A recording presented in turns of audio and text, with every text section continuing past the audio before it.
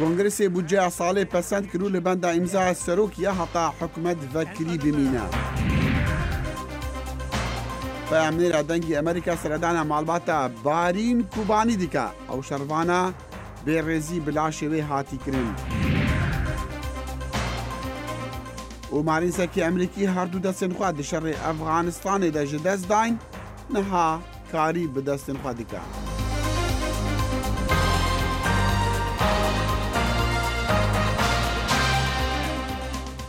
سلام و ریز و هیوین دم خوش دگل کرد کنکشن جدنگی امریکا لواشنطن. کرد کنکشن روزانی هینی و سه شمان لبشی کردی دنگی امریکا و پیشکش دکریت و کانالی NRT's راستو خو بخشی دکا.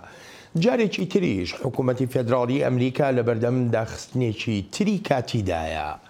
کات ژمێر 12 نیوە شەو بە کاتی واشنگتن جارێکی تریش بەشێک لە دامەزراوەکانی حکوومەتی فێدراڵی ئەمریکا داخرانەوە پاش ئەوەی کۆنگرس نەیتوانی بگاتە ڕێککەوتن لەسەر ئەو دواوادەیی لە بەردەمی دابوو بۆ دابینکردنی دارایی بۆ حکوومەتی فێدراڵ. ئەمەش دووەم جارە لە ماوەی کەمتر لە یەک مانگدا بەشێک لە دامەزراوەکانی حکوومەت دابخرێن. هاوکات پەسەندکردنی کارەکانی سەرۆک داناڵد ترامپ گەیشتووەتە لە سەدا 40 بە پێی دواترین ئەو ڕاوەرگرتنە گشتیانەی کراون کە لە حەومانگی ڕابردوودا بەرزترین ئاستە و وەک دەگوترێ پێدەچێ باری بەهێزی ئێستای ئابووری ئەمریکا لە بەرژەوەندی ترامپ کەوتبێتەوە. حکومت امریکا و بداخستی بمینتن تفی پسند کرنا قانونا بودجه حکومت لجواتا سیناتوران و هر وصال لجواتا نونران حتی که سروک دونالد ترامپ و قانون پسند بکر دانستاندن دناف جواتا کنگرسی دا حتی دمجمیر 3 اسپیده بردوان بو سیناتور کوماری جویلاتا کنتاک پوران دنگدان بو دم چند دمجمیران را کرد و دجی پسند کرنا برنویس قانون بودجه راوستا. هفکار من جویلات کنتاکی پشگیریا سروکی دوی برنویس قانون دانا کرد. او اوه مافویه لی از دبیجم نها دمه دنگدانه. اف برنویس قانون بودجه مزنترین یک هرج دما قیران آبوری سال 2009 که تعداد بودجه هر مزن بو بروانی هاتی ترخان کرن به کجمه 300 میلیارد دلار بودم 2 سالان. دموکرات لجواتا نونران داخوازا پیگیری بدنگدان لسر جارنویسا کوجبرین به بلگه دکت دا لسر پرسا بودجه ریک بکوین. ما باوری هنه او ام آمادن لجواتا نوینه را برخدانی بو بکن. The President of the United States. پرسا بودجه و لیکولینا لسر مایته کرنا روسیا ده هلبجارتنا داو چندین کشندی باندور لسر پشگیری امریکیان بود سروک ترامپ دکت. تاوی دا خوازاوی بو کاره که هفبش دناو برا دیموکرات و کوماریان دا لدما پیشکش کرنا گوتارا سالانه لی ببردام رخنین تند لدیموکراتان دگرد. They were like death. او وکو مریانه نه امریکینه کسک دبیجید خائنن بله از باور دکم اری اوه به خیانت هیتا ناف کرن بو چینه. Can we call that treason? Why not? راپرسی دیار دکم پیشگیری سروک دونالد ترامپ دناف امریکیان داج بر باجبون آراوش آبوری هندک پیش دکوید و شارزا باور دکن اگر دگل دیموکراتان ریک نکوید رنگ بودمه کی درش زیانه بگهینته. اگر ترامپ شارزابه و رکفتنی دگل دیموکراتان ده بکه لی هردم که شهنه و رنگ خرابتر ببین. تاوی که پیشگیری امریکیان بو سیاست سروک دونالد ترامپ بریجا 40 ساده لی اوه باشترین آسته لدم 7 ماهان دا و رنگ تیرا هنده بکد دا سالاداری کوماریان دناف کنگرسی دا لحل بجارتنین بید دریج بکد. خالد فتاح دنگ امریکا.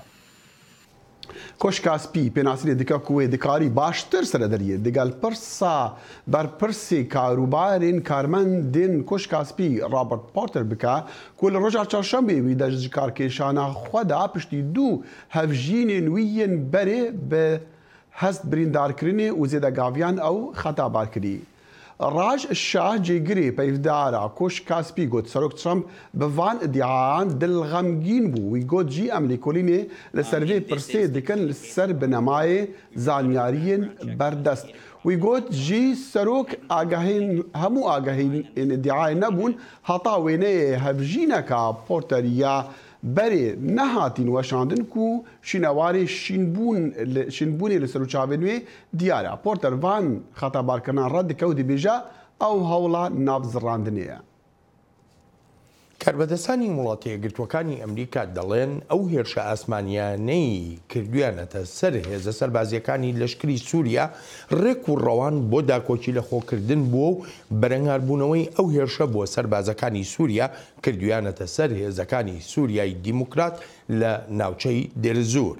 هاوکات هێرشەکانی تورکیاش و هەڕەشە نوێیەکانی سەرۆکی تورکیا بۆ سەر ناوچە کوردنشینەکانی سووریا نیگەرانی نێونەتەوەیی زیاتر کردووە و شیکەرەوەش لەو بڕوایەدان پێویستە میکانیزمی تر بەرامبەر ئەنکەرە بژیرێنە بەر تا فشارەکان کاریگەریان هەبێت لەسەری. دوای 20 ڕۆژ لەو هێرشە زەمینی و ئاسمانیانەی تورکیا دەیکاتە سەر ناوچە کوردنشینەکانی سووریا، ئەنکەرە دەڵێ هێشتا هێرشی ڕاستەقینە دەستیان پێ نەکردووە. ئەوەی تا ئێستا کردومانە تەنانەت بە خۆگەرمکردنیشی دامەنێن بە پشتیوانی خوددا لە قۆناغی داهاتوودا هەنگاوی سەرەکی و هێرشی سەرەکی خۆمان دەست پێ دەکەین. بەهۆی ئەم هێرشانەی تورکیاوە سەدان کەسی سیڤیل لە ناوچە کوردنشینەکانی ئافرین بوونەتە قوربانی و هەزاران کەسیش ئاوارە بوون.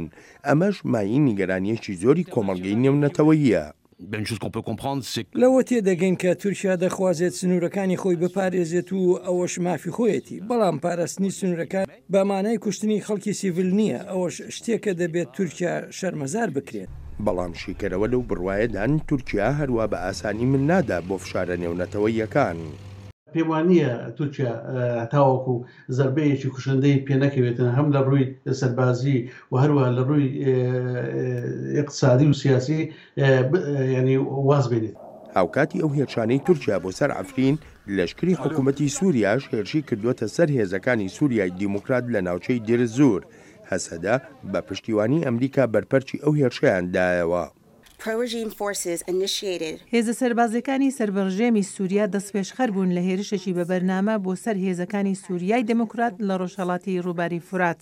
وەڵامی هەسەدە و هاوپەیمانانیش بەرگری لە خۆکردن بووە. ئەو ماشێن و سەربازانەی لەگەڵ هێزەکانی حکوومەتی سووریادا بوون و گەڕانەوە نەبوونە ئامانجی هەسەدە و هاوپەیمانانیش. ئەو هێرشەش بۆ سەر هێزەکانی حکوومەتەکەی بەشار ئەسەد نیگەرانی و ناڕزایی مۆسکۆی بەدوادا هات. ئەوەم وتووە و ئەم هێرشە هیچ بیانوەک هەڵناگرێت و داواشم لێ کردوون تا لە بیریان بێ کە بە نایاسایی لە سووریان هەمیشە دەڵێن شەڕی تیرۆریزمی نێونەتەوەیی دەکەن، بەڵام بەرەنگاربوونەوەی ئەوانەی شەڕڕاستەقینەکەی تیرۆریزم دەکەن لە سووریا بەڕاستی تاوانە. شیکەرەوە و بڕوایەدان ئەو هێرشە بۆ سەر هێزەکانی بەشار ئەسەد پەیامێکە بۆ زۆر لایەنی ناو ئەم قەیرانەی سووریا. نامەیەکی وازح بوو دژی ڕژێمی سووریا و ئێران و هەروەها تورکیا و دەتوانم بڵێم بۆ رووسیاش. تورکیا داوای کۆبوونەوەیکی لوتکەیی دەکات تا مۆسکۆ و تاران و ئەنکەرە تاوتوێ ڕەوشی ئێستای سووریا بکەن. ئەوەی دوژمنی مشتەرەکەیان کە ئەمریکا و ئەو ستاتوێیە ئەوەیە کۆیان دەکاتەوە کە دیارە بەرژەوەندەکان لەوەداوانە بتوانن لەسەر حەدی ئەدنا ئێتیفاق بکرد بۆ کەمکردنەوەی نەفوز و هەڵوەشانەوەی ئەو ستاتوێیە کە لە باکووری سووریا هەیە. وهاش بڕیارە دوو گەورە کاربەدەستی ئەمریکا ڕاوێژکاری ئاسایشی نیشتیمانی و وەزیری دەرەوەش سەردانی ئەنکەرە بکەن. ئەم سەردانانەش وەک هەوڵێک دەبینرێن بۆ خۆ بە دوورگرتن لە ئەگەری ڕوبەڕووبوونەوەی لەشکریانەی تورکیا و ئەمریکا لە ناو سووریادا. سەرۆکی تورکیا ڕەجەب تایب ئەردۆغان داخواز ji ئەمریکا dike hêzên xwe ji bajarê Menbicê vekêşe wî gefeya berfirehkirina operasyona artêşa Tirkiya di Sûriya de heta digehet wî bajêrî dubare kiriye. Lê du ji komandarên leşkerî Emerîkî dibêjin serbazên wan dê li cihê xwe li vê deverê bimînin. فەرماندەرانی باڵای ویلایەتە لە دەمێکدا سەردانی پاسکەیەکی لەشکری هێزەکانی سووریای دموکراتیان لە باکووری سووریا کرد، داوایان کرد کە سەربازانیان لە شاری منبج بمێننەوە سەرەڵایەوەی تورکیا دەیەوێت ئەمریکا هێزەکانی بکشێنێتەوە. ناتوانم سەبارەت بە مەبەستەکانی تورکیا بدوێم. ئەوەی کە دەیزانم ئەوەیە بوونی ئێمە وای کردووە ئەو ناوچەیە سەقامگیر بێت.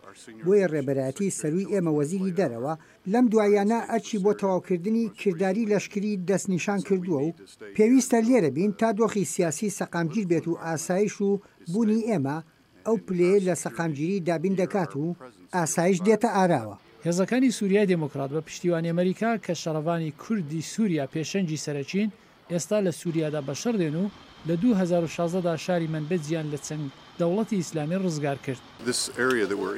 ئەو ناوچەیە کە ئێستا ئێمەی لین ڕێگایەکی ئازاد بوو بۆ تیرۆریستانی بیانی کە دەچوونە نێو خەلافەتی داعش. ئێمە ناچار بووین ئەو شوێنە ئازاد بکەین و بیپارێزین. بۆیە هێزەکانی سووریای دیموکرات هاتنە ئێرە و ئێمە لە پارێزگاریدا پشتیوانیان دەکەین و هەروەها ئاسایش و سەقامگیری بۆ ئەو ناوچەیە دابین دەکەین بۆ ئەوەی بەر لە شەڕکەرانی بیانی بگرین کە نەهێنە ئەو ناوچەیە. ڕزگاری من بز لە شەڕی دژی داعش بە پشتیوانی ئەمریکا وەک داستانێکی سەرکەوت و ڕێزی لێگیرا. بەڵام ئێستا دیمەنی تەشەناکردنی گرژەکانی هەریمی لە دەمێکدایە کە سەرکەوتنەکانی لەشکری دژی تونڕەوان وەدەساتووە.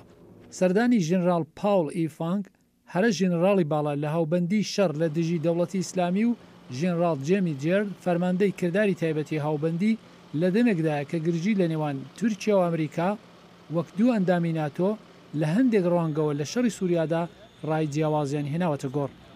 ئێستا گروپێکی بچووکی ئەمریکا لە نزیک منبج و لە خانۆکانی بچووک بە ئۆتۆمبیلی زرێپۆش تێکەڵاوی قوڵی ئەمریکا لە سووریادا دەگەێنێت. لەوە تا داعش لەو شارە سنووریە و دەرنراوە ئەمریکا بوونی لەشکری هەبوو و بەردەوام لەگەڵ پاسەوانەکان لەو ناوچەیەدا لە پەیوەندیدا بووە. هەروەش دێ و تورکیا هەڕەشەکانی خۆی دژ بە بوونی هێزە سەربازیەکانی ئەمریکا زیاد دەکا واتە ئەو هێزانەی بنکەیان لە شاری منبجە لە باکووری سووریا. پێشتر سەرکردە لەشکریەکانی ئەمریکا لەو ناوچەیە جەختیان کردوتەوە لەوەی ئەو ناوچانە جێناهێڵن و هیواشیان خواستووە کە ئەم ڕەوشە لەگەڵ تورکیادا نەگاتە پێکدادان. Di heman dema got operasyona Tirkiye li ser Efrînê didume û şerên dijwar diqewimin herêma Minbicê jî pir caran ji aliyê karbidestên Tirkiye ve wekî armanca piştî Efrînê tê ragihandin. Ji ber wê jî rewşeke hişyarî li Minbicê heye û amadkarî li hember ihtimala êrişên Tirkiye tê kirin. Ji aliyê xwe ve koalisyonê pir caran ragihand got ew hêzên xwe ji Minbicê nakşînin û dê parastina leşgerên xwe bikin û berî çend rojan şandeyek pêla bilind ji koalisyonê serdana Minbicê kir. اینها و دمی داویدات نسا او نبرات تهدیدا هین زیادتر بیه پشتی کو اف ایرشا سرعفنی کوچی بوی هین زیادتر وصل داخل جبو ما مفات هدنا جديد گرن من بيج ما وهي زنا پیمان نمرت هی بعد رزقات بیه دو دمی حتنها تایبت امریکا چی مرا علی کارن بو آوا کرن هیزنه دالی پرورده ده این بردامه افکاریا ما هین بردامه پشتی کو تهدید چی بونه هنکی آستا زیادتر جیبیه Berpirsê Hesedê ê têkiliyên giştî Rêdûr Xelîl ji dengê Amerîka re diyar kir gowan wekî Hesedê tu caran êrişî Tirkiye nekiriye û naxwazin bi Tirkiye re têkevin şerekî berfere. Niha wekû hêzên Qesedê me ev şerreya nexwastiye dewleta Tirkiye êriş kiriye, êrişa Efrînê kiriye. Em naxwazin vî şerê hanê berfere be ji ber bersiva pêwîst, berxwedana pêwîst li Efrînê ji bo dewleta Tirk û grûpên El-Qaîde tê dayîn. Feqat em vê jî dibêjin eger gok dewleta Tirk bixwaze be çeperên şer yan jî cebheya şer berfireh bike li Kwîderê dibe, li Minbicê dibe, li aliyê Cezîrê dibe, li Dêrikê dibe bêguman evaya ji aliyê Qesedê ve wê bersivên pêwîst bidêdê wê li beramberî wê tiştê gok tê xwastin wê bike. Hêjaya gotinê goherêma Minbicê di sala 2016 da ji aliyê Hêzên Sûriya Demokratîk bi piştgiriya koalisyonê hat rizgar kirin. û ji wê demê da ji aliyê meclisa Minbicê a leşgerî ve tê birêva birin û hêzên koalisyonê jî têda bi cih dibin. Mehmûd Balî dengê Amerîka, bajarê Minbicê. Berîn Kobanî ئەو ئەندامەی یەپەژە بوو لە شەڕی پارێزگاریکردن لە ئەفرین گیانی لەدەستدا و تەرمەکەی دەکەوێتە دەست ڕادیکاڵەکان. ئەوانیش تەرمەکە دەشەوێن و سوکایەتێکی زۆریش بە تەرمی بارین کۆبانی دەکەن. ڕۆژی پێنجشەممەش هێزەکانی سووریای دیموکرات ڕایگەیان تەرمی جەنگاوەرێکی تریش بە ناوی ئەحمەد محەممەد شێوێنراوە و هێزە هاوپەیمانەکانی تورکیا لەم شەڕەی ئەفریندا سوکایەتیان پێکردووە. بارین کوبانê şervanekeye pejeye ku navê wê bi berxwedana Efrînê ve hatiye girêdan. Barînê li hember artêşa Tirk şer kir û ciyana xwe ji dest da. Digo bes ez bim yani ez naxwazim şehîdekî odî bim. Ez dixwazim şehîd bikevim bes nîvim li pê min bimînî. Ew dibên borîn ku inu ne îslomane. Xwedê berî wano nos bikin wê nos kiribû.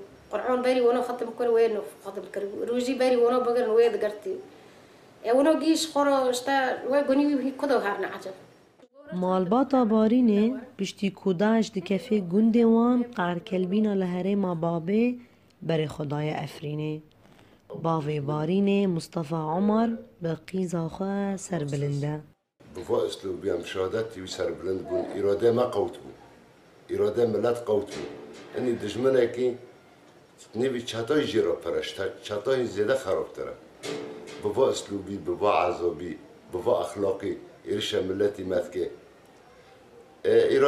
ارادت خورد بون خوشکابارینا کل کوبان شر داعش کریه گازن جانج جواکا ناونتوی دکه کوجه ایریشن ترکیه بیدنگن ام جدنه گیرا بانتکن نوفت وحشتي بين جيرا بيدنگ وانا شوري نوكن ودبين ام حقوق الانسان ام انسان دي دعوتكن بس حتى هم تي انسان تي ونادي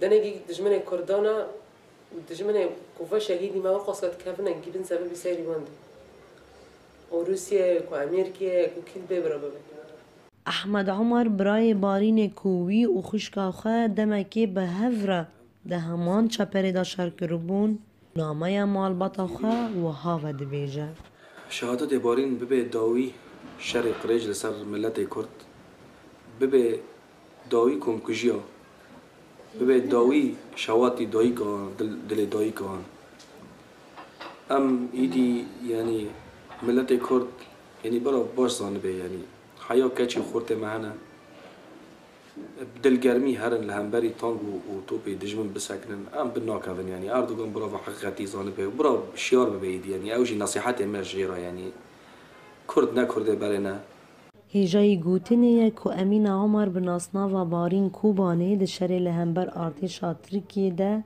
لدورا بلبل جیانا خوش دستدابو و جنازه یاوی کتبو دست کومن تندرین با ارتشا ترکیه را و سفکاتی به هاتو بو کرن کو اف کریار بو بوجه شرمزاری آگل افرینه نوروز رشو دنگ امریکا افرین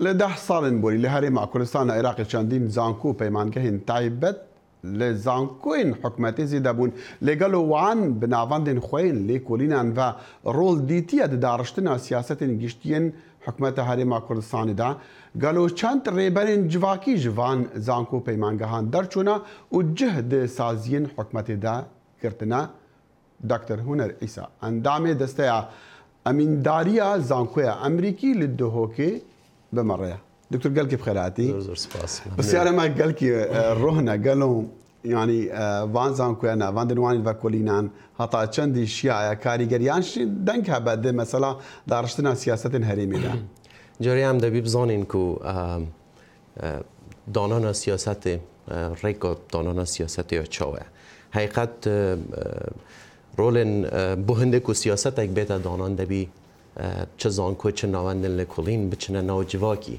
دابزانن کاریش جواکی چه نبشه وازه که اکادمی آریشه بیت دست نشان کنون شوازه که اکادمی حلق بو بیت دید نوه و پشتی که حل ها دید نوه هنگی دهن سیاست اک جبه جه کنده سیاست که دانن بهنده کو جبه جب کن و جبه جه کرنه و سیاست جی حقیقت رکت خویتا یعنی وقت نیا کو بین یک سر پشتی کو حل هات ندید نوه و بین سر جواکی تطبیق یعنی اگر هاتو تست نهیده کنه اجاله را بسیار اوه که آیا زانینگه هن این کردستان شیعه او رول خوب ببینن یا نه بسیار نه بله اجا من متویا بزانم که بله او وقتی که دست پیکا دانان سیاست اوه حقیقت بکاوه راستی تطوید او چشتی که ام بینین من ندید یک زانینگه هن کردستان انظور بچنن نو جواکی دا بشن آریشن جواکی دست نشان کنم رگه که اکادمی و رگه که لکولین بین معلومات کم کنه و تحلیل کنه و پشت هنگی جی سیاستک لسر هده دا برجن راستی جی او آریشه دیگری تا دو چشت یک او یک وزارت خواندنا بلند برچاورونی یک ندای وان زانینگه هان که رول وان چیه سیاست یک نهاتی دارجران لاین وزارت خواندنا بلند کبشن او برچاورونی یک بدن وان زانینگه هان که رول خوب بگیرن دارجنا سیاست و یکی دیجی زانینگه مجی او دست پیش خریه نبوین البر هنده کوان آریشت خویت هبوی سر هندک تشتاوان ارجحیت هبوی سر هندک رولا وکی بە هەندێژی مامە ئەو چ شتێک و دەبی زۆر کاریگەر بین مەل زانینگە هێن کوردستانی حقیقت نەدیتی نزانم کیرێدا خەڵەتی هەندێدا کو زانینگەها نەشە بەگەهشتنە جوواکی شرۆڤە بکەن یانژی ڕێبەراتیا سیاسی ئامادە نەبووە گوێ خۆبدەنوانە بڕاستی دەتوێت من ئەزوی ئاریشێت گەڕیمەوە وەزارەتە خوندنا بڵند و ئەو سیاسەتە ناواتێ دانان دەبزانن کو ڕۆڵێ زانینگەها چ بیت و زانینگە خوژی لێکوڵینەوە تێنەگەشتینە بشێوازێ باش کو چەند بزانێت لێکوڵینەوە بەس بوو هەندێ بێتەکردن و ئاریشە خەلکی ئەسوەسە دیگە هەم بەرسەوە پرسیارەمە ئەو بێژ نەخێر ڕۆڵ نەدیتە دەڕشتنا سیاسەتێدا ڕۆڵەکە کاریگەر نەدیتە باشە دەرخستنا ڕێبەرێن جوواکێدا بڕاستی ئابووری چ تەکنۆلۆژی چێ هەر لایەنی دێ ژیانێ هەتا چەندی زانکۆشیا وێ بکەن بەران دروستکەن ئەو ناگەڕێتەوە سەر زانکە ڕاستی لە کارتێ پەروەەردە وەختی و ئەو قوتابی سەرەتایی بدایەتە چیتە مەکتەبێکی و حتا تێت دوانەوەندی خلاص کرد پێشی بێتە زانینگە هەیە کارتێ پەروەەردە ئەو وەکی گوتی و ئەو سیستەمە نییە و بشێت قوتابیەک پەروەەردە بکات و وەکی گوتی کریتیکال تینکینگ هەبیت یان کۆمیونیکیشن سکیلەوانی وێجا وەختە تێنە زانینگە هەیە وان گەپەیە هەیە وێجا لێرێ ڕاستیمە ئەگەر بەرێ خوب دەینە ئەو کەسێک و تەخەڕوجێتکەن لە زانینگەها هەنگ بینن و احتمال هەیە ینی ئەو کاریگەریەکە باش نەبی سەر دکتۆر هونەر قەت ناوەندێن سیاسی حکوومەت بت پەرلەمان بەسەر و کاتی بت ڕۆژێکی گوتیە زانکۆیەکی وەرن شیرەتی توە مەدوین یەت هەبووی منێ دیتیک و هەندێک وەکی گوتی ڕاوێژ لەگەڵ هەندێک مامۆستای زانکۆی تاتیەکردن بەس ئەوە ینی کافی نییە ینی پێویست کرد و ڕۆڵێکی زێدەتر و داخوازێکی زۆرتر لە زانینگەها بکەن و لە ناوەندن لە کۆڵینەوە باشتر کاریگەرتر بن سەر مەشاکیلە جواکی و بشن حەلکەن و بینن و پشێوازەکە ئەکادمی سیاست دابڕێژن دکتۆر هونەر گەرک سپاس خۆش دکتۆر هونەر ئیسا ئەندامێ دەستایە ئەمینداریە زانکۆی ئەمریکی لێ دهۆکێ بە مەڕابوو مارینسەکی ئەمریکی جان پێک و لە ساڵە 2010 دی شەڕی ئەفغانستانێدا هەردوو دەستێن خوا ژە دەستدا بوونها لە نەخۆشخانەکە مەریلان دەستێن و ژێڕەهاتینە چاندن و دپرۆسەی چارەسەریەدایە ji بۆ و بکارە بە دەستێن خۆی نوح بکاربینە یەحیا بەرزنجی سەرداناوی کردبوو لە نەخۆشخانێ 2 ساڵ چاوەڕوانی ئەم مارێنزە کە دەست و قاچەکانی لە شەڕی ئەفغانستان لە دەستداوە بۆ ئەم ڕۆژە بوو هەر نەبێت دەستەکانی بخاتەوە کار بەردەوام خەیاڵیشی لای ئەو خێزانە خۆبەخشە ئەمریکیەیە کە دەستەکانی کوڕەکەیان پێبەخشی دڵخۆشم کە هەواڵی دوو دەستەکەیان پێدام بەڵام خێرا بیرم لەوە کردەوە و هەستم لە گۆڕاندا بوو تا بەرەبەرە بێتاقەت بووم دەزانم کەسێک مردووە لەو چرکە ساتە دەربارەی من نەبوو دەربارەی کەسێکی دی بوو کە ژیانی دەستدا بوو بیرمە دەستم کرد بە گریان یەکێک لە سەگەکانم خۆی مەڵازدا بەلای ڕاستی قۆڵمدا و سەگێکی دیکەم خۆی مەڵازدا بەلای چەپمدا دڵنەوەیان دامەوە لە چاو ڕابردوو وێنە و ژیانی ئەم سەربازە ڕوو لە گۆڕانکاریە بەڵام باسک و دەستەکانی کەسێکی دی بە تەنها لای پاک نەبووەتە پرسیار لە تۆڕە کۆمەڵایەتیەکانیش باس و خواسێکی گەرمە پێم دەڵێن چۆن لە خەوەڵەسیت و دوو دەستی کەسێکی دیکەت پێوەیە چۆن ژیان بەڕێ دەکەیت پارچەی لاشەی کەسێکی دیکەت بۆ دانراوە سەرەتا لەلات ئاسایی بوو بۆ منی شتێکی نامۆ بوو ئەگەر منیش لەو دۆخەی ئەوان دابم ئەوە دەپرسم ئەرێ چۆن دەستانی کەسێکی دیکە بەکاردێنی خۆشم جاری وایە لی دەڕوانم دەڵێم ئەها ئەوە دەستی کەسێکی دیکەیە ئەوەش قۆڵ و بازووی کەسێکی دیکە بوو من ئێستا دەیجوڵێنم ئەگەر سەیری پێست و تەنانەت مۆکانیشی بکەیت زۆر لەگەڵ پێست و مووی مندا یەک دەگرنەوە ئێستا هی منن ڕەنگە هیچ کەس وەڵامی ئەم پرسیاری لا نەبێت هێندەی پسپۆرانی ئەم نەخۆشخانەیە کە ڕۆژانە لەگەڵ پاکدا پێشکەوتنێک بەدیدێنن پێکەوە کاری لەسەر دەکەی جان نێزیکەی ساڵ و نیوێکە بەرەو پێشوەچوونێکی باش بەدی دەکەم وەک ئاوێتەبوونی دەمارەکان و بزاوتنیان بەجێهێنانی هەندێک ئەرک و جوڵانیان لەم هەفتەیەدا خواردنێک ئامادە دەکات بۆ ڕۆژی خۆشەویستی بەرەو پێشوەچوون بەردەوامە لەو کاتێ پێکەوە کار دەکەین وامان کردووە دەستەکانی زۆر بەکاربێنێ ئاکامی باشیشمان بەدەستهێناوە. ئێستا دەتوانیت هەندێک شت بەخۆی بیکات. ئەم نەخۆشخانە سەربازیە واڵتەر ڕید پێت دەڵێ لە جەنگی عێراق ئەفغانستان چەند سەرباز ئاوهایان بەسەر هاتووە. بەڵام هەموو کەسێکیش ئاسان خۆی لە قەرەی ئەم نەشتەرگەریە نادات. ڕۆژانە 25 وەسی حەب دەخۆم کە ئەمەش خراپە بۆ گورچی لەو جگەریش. هەروەها ڕۆژانە چەند کاتژمێرێک وەرزش بە دەستەکانم دەکەم کە هەموو کەسەیە تااقەتی ئەوەی نییە. کەسێک کە یەک دەستی لە دەستداوە ناوێ بۆ هەموو ئازار و دەردەسەریە تێپەڕێ. نەشتەرگەریە 16 کاتژمێریەکە و ئەرکوماندووبوون و سەلیقەی 60 پسپۆر بێ ئاکام نەبووە. دەستەکان بەرەبەرە دەجوڵێن بۆ ئەم سەربازەش نزیک بوونەوە لە خەونێک کە جانگ دەست و قاچەکانی بردن. ئامانجەکەی من ئەوەیە کە سەربەخۆ بم. ئەمەوێ هەندێشت بە دەستەکانی خۆم بکەم و چاوەڕوانی کەس نەبم. ئەگەر هاوسەرەکەم بۆ چەند مانگێک پشوو بڕاتەوە بۆ پیرۆ دڵی لای من نەبێت. ئەم سەربازە ماوەیەکە نەخۆشخانەی کردووە بە ماڵ. ئاخر دەیەوێ ئەو دوو دەستەی لە ئەفغانستان لە دەستیدا لەم نەخۆشخانەیە ڕۆح بێتەوە بەبەریا. یەحیا بەرزنجی دەنجی ئەمریکا. هێزە ئاسایشیەکانی وڵاتی مسر کردەیەکی ئاسایشیان بۆ کێوماڵکردنی نیمچە دوورگەی سینا دەست پێ کردووە. دەمڕاستی لەشکری مسر دەڵێت ئەم کردە لەشکریە بە فەرمانی سەرۆکی وڵاتەکە و ئەنجومەنی باڵای سەرکردایەتی لەشکریە و بە سەرپەرشتی سەرکردایەتی گشتی هێزە چەکدارەکان و وەزارەتی ناوخۆی مسر بەڕێوە دەچێت بۆ لەناوبردنی تێرۆریستان و تاوانباران لە باکوور و ناوەڕاستی نیمچە دوورگەی سینا و ناوچەکانی دەوروبەری دەلتای مسر و هەروەهاش بیابانی ڕۆژاوای ڕووباری نیل. ئەم کردە لەشکریانەش لە بەیانی ئەمڕۆ هەینیەوە دەستیان پێکردووە. سیاسیەکان و کەسایەتیە ناودارەکان و تەنانەت تاوانبارانیش کە گومانیان لەسرە بە پارەی لە ڕێی گەندەڵیەوە دەستیان کەوتووە بە پێی یاسایەکی نوێ لە بەریتانیا دەبێت سەرچاوەدارە یەکانیان ئاشکرا بکەن. ئەم یاسا نوێش لە بەریتانیا بۆ تەمایی خۆشحاڵی ئەندامانی ئەو هەڵمەتانەیان ڕێکدەخست بۆ هەبوونی ئەو یاسایە.